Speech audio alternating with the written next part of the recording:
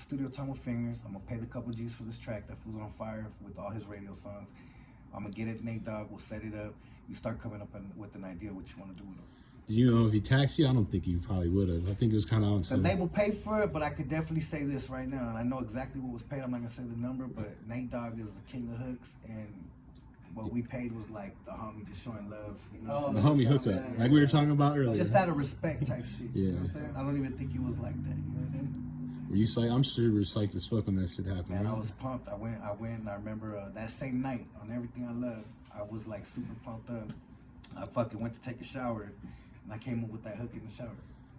And then I wrote it down as soon as I got out, because I was like humming it.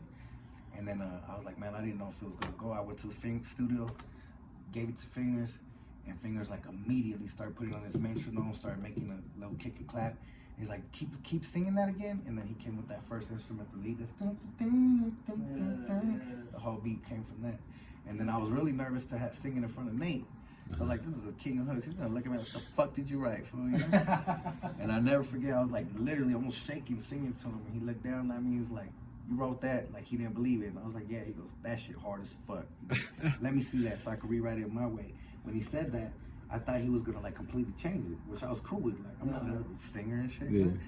He just rewrote it so he could understand it because my writing's fucked up. Right. And he went in there and sung it exactly how it is. That's dope, man. And he just added his second verse. That's dope. That's real dope. Everybody in the studio, I'll never forget, it was my favorite studio session ever. Everybody was pulling up, everybody Capone silent. My old record labels, Flossie, Fingers, everybody kept smiling, looking at me. I was like, Nate Dogg's in the house, bro. They kept telling me you gotta hit. That shit like is- history. What's crazy is that beat sounds like a Nate Dogg beat too. Like, it goes perfect West Coast the whole nine, you know? Yeah, it was right up the alley. It was like, it's what we're living and breathing and feeling at that time, you know what I'm saying? Hell yeah.